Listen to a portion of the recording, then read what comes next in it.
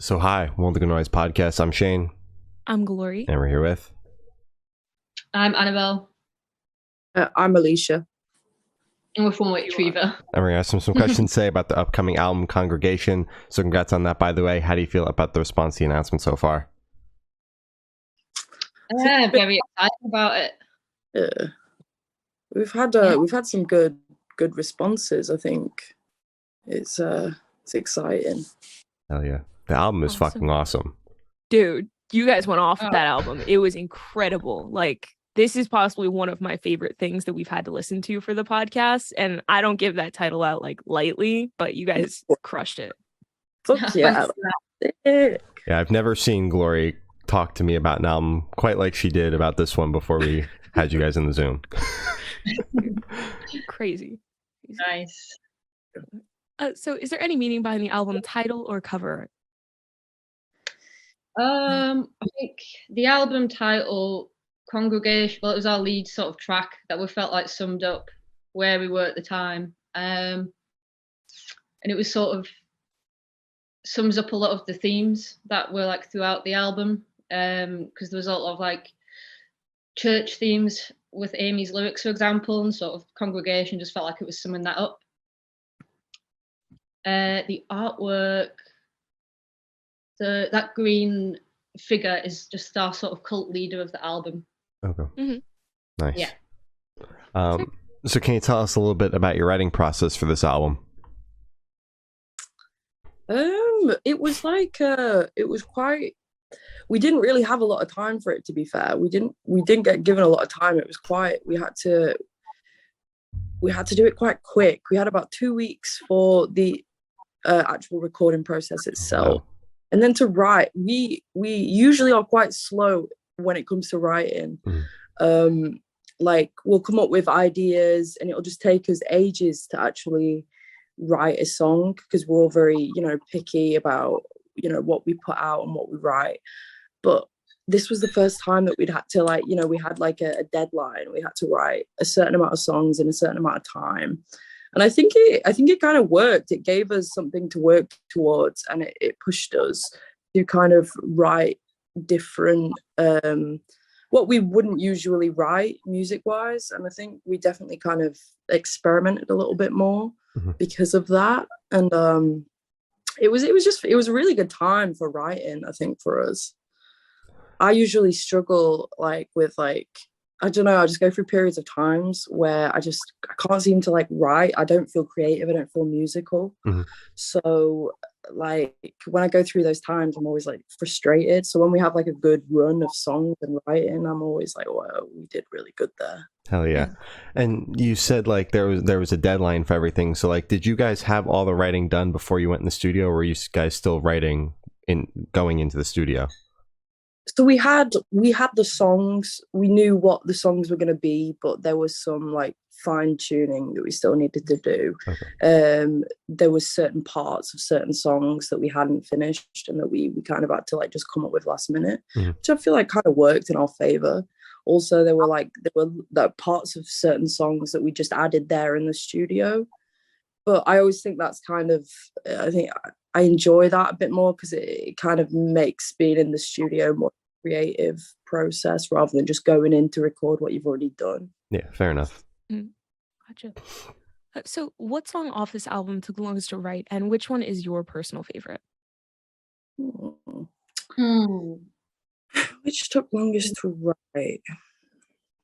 I'd probably say maybe, and Annabelle, maybe I'll be wrong, but I'd say Congregation. Yeah, we did probably spend longer. Yeah, we did probably, to be fair, because we spent a long time to make it right. Yeah, I don't know. I think that was one of the again, delving into a different kind of genre and a little bit. I mean, it's a heavy song, but less heavy. It had some softer, quieter parts. And I think that was the first song that we kind of delved into doing that kind of thing. So I think it took a little bit longer to figure out and perfect a little bit. My favorite song on the album, it changes. It depends on how I'm feeling. But at the minute, I think it's Blessed Be Thy. Okay. That's also a very good one. Yeah. Thank you. For me, it changes also, but 12 is sick, and I really like Bloom as well, which we've never played live. I think recorded it comes across pretty well, so I do actually proper like that one. Yeah, we try and play it live and it doesn't sound very good. I don't know what's going on there. Yeah, we play it in practice and I'm like, this doesn't sound as good as it sounds on the album. And I'm like, why? Hope you guys cracked the code on that one. Yeah. So how'd the track list for the album come about? Did you guys write the opener be the opener, closer be a closer? Did you shuffle around, see what fits? What was that process like? It came together sort of towards the end. I think we always liked the idea of opening on Blessed Be Thou because of the sort of intro to it. It feels like a good introduction to the album. Yeah, we had Sam a lot as well because Sam Grant, who produced the album, he obviously in Pigs they do a lot of like vinyl releases, and he was saying about like the order of the tracks and where it lies on the vinyl and stuff, which I didn't really understand, but he had some input. Yeah, I think originally, so what's the second to last song? Is it Slow One? Slow. Yeah. Like I think originally he was like, oh well, why don't you end it on this one? It would be nice to kind of start the album off with a really heavy song being Blessed Be Thy, and then finish it on Slow Burn, which is like very soft and like, you know, it's a nicer song, let's say. But then we were like, nah, I kind of want to end the song on something. We want to end it on something like heavy and something like brutal, and so we ended it on 12, which I like, and I kind of like the way it goes from, you know, a kind of softer song to something like really, really heavy. For sure. Yeah. So would you be able to tell us where your headspace is at while you were creating this record? Because I did the drums in the first like 2 days, I was playing on my Nintendo Switch for a whole lot of time. I got really addicted to Civilization 6. Ooh, so I was pretty chill, to be fair. I was just like there having bits of input. My job's done, I'm relaxing. Nice. Yeah, you were chilling. Oh my god. Living the life. Yeah. Nice. I think during the recording, I was working while Annabelle was chilling. Yeah. I was doing some work. You had long days. Annabelle had long days playing Civilization 6. Exactly. Just drafted it quick. Yeah. One true. And all that. I think my headspace was just trying to like just. I don't know. I had an image of what I wanted like things to sound like and what music I wanted like the guitar to be. And I think it was just like trying to be in that creative zone and trying to like do more and like try and bring what I wanted it to sound like to life. Because sometimes I struggle with that. Sometimes I struggle like having like something that I want in my head and then being able to bring it to life. So I guess just trying to be present in the studio and concentrate on what I wanted things to sound like, I guess. Fair enough. Yeah. All right. So how do you recommend your fans to listen to this album for the first time? Should they do it in the car with friends, in the dark with headphones on? Is it a workout album, party album? What do you personally recommend? Ooh, about upcoming gigs. Would be good. If you're in the UK, though. Yeah, come to the UK, come to a gig. That's the only way you can listen to it. Oh, damn. Oh, okay. Probably, I like in the dark with headphones. I think that'd be, yeah. Spooky. Or maybe, I don't know, like, well, you know, nice room, some lighting, some nice lighting, some candles booming through some speakers. I think that could be good. Oh, if you're a little bit pissed off or something, that would work as well. That's good. I like that a lot. So this one should be super, super quick. Off the top of your heads, I want you guys to describe this album for new listeners in 3 words. 3 words each, no more, no less. You already have this one, Alisha. Do I? Yeah. Oh, full rage mode. Full rage mode. Oh, yeah. That's mine, full rage mode. Can I just hop on you? No, you can't. You got to be original. Exactly. Green, angry, and cathartic. Oh, okay. not that That's good. cathartic. Did you choose green because the album is green for you, or? I don't know. Yeah, it's just green, isn't it? Yeah, probably just a green man. Yeah. Yeah. Fair enough. And green figure, Yeah. a genderless, demonic icon. That's true. So in that same chain of thought, is there a certain feeling or emotion you want listeners to have while going through the album? Maybe not. I just want them to like enjoy it. I just want them to have a good time listening to it. I like when I listen to a song and I'm like, whoa, this slaps. And like I really enjoy it. And I'm like, oh, I think I found something cool here. I kind of just want people to feel that and just like feel excited and like, you know, maybe there's something new that they can enjoy. Yeah, I want people to be able to sort of make it their own, and whatever they sort of want to feel with it, they, you know, run with that. Yeah. Hell yeah. So, what is your favorite memory that you made while creating this album? It's probably not my favorite, but when we were in the studio, so Amy doesn't like drink or do any drugs or like anything. She's completely teetotal. And like she had a cold one day, so Sam, who was recording the album, gave her what was it, Annabelle? Just some like hay fever relief. A pretty hay fever. I think. Yeah, and like she's just like she was high as balls in her seat. She couldn't get out. Oh my god. It was just so hilarious because she's just like completely like straight edge, but like she had some hay fever tablets and like she was high as balls and she was relaxed, and I was like, whoa, I ain't never seen you like this. These were hay fever tablets. It was mental. That was quite funny. Awesome. Yeah. Annabelle, is that yours as well? I wasn't actually there that day, unfortunately, but I think we do stupid shit. Being around each other, we just like because we lived in an Airbnb together for 2 weeks in Newcastle as well. So we were just like we kind of were housemates for 2 weeks. Mm-hmm. So it was just kind of lovely just to kind of like just be around everyone for that amount of time, and it kind of helped the creative process, because previously we'd only ever been in the recording studio for like a day or so. It was nice to like kind of like exist around each other for a long period of time. Hell yeah. So you guys recently supported MyChem on one of their UK tour dates. Can you guys talk a little bit about that experience and how that opportunity came about? Yeah, it was awesome. That was mental. Yeah, I'm jealous, by the way. Oh yeah.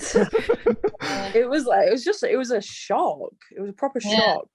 It came out of the blue. It just came in an email. It was like, I think it was like 2 weeks before the actual gig itself. Yeah. So we were backup plan, I guess. Yeah. The only time I don't mind being a backup plan. Fair enough. Yeah. Hells yeah. Like, I'll be that. But yeah, it was honestly surprisingly, I don't know about you, Blob. I think but I didn't feel nervous. I didn't feel like, obviously there was a little bit of like, oh god, but I think we all felt like quite comfortable and like just more excited than anything. Like it was like a real opportunity, and like I never had an emo phase growing up, so I couldn't be as excited as like Annabelle, because you like Mike and growing up, right? Yeah, we got stuck in loads of traffic because our drive. Basically we were meant to leave before all the traffic, and I was like, "Nah, we've got to stay for one more song. We've got to stay for one more." Yeah. It was real sick. I was nervous before. I was like fucking shit. Oh, am I actually? Yeah, you're good. Yeah. Oh, sound. I was proper shitting myself before, but as soon as we were like started playing, I was like, "Oh, this is fine." But beforehand, I was like, "Oh, I'm gonna die."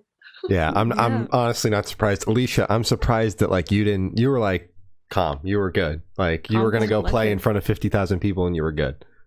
Hell yeah. Like, I don't know why. Like, because I've had some proper bad stage fright.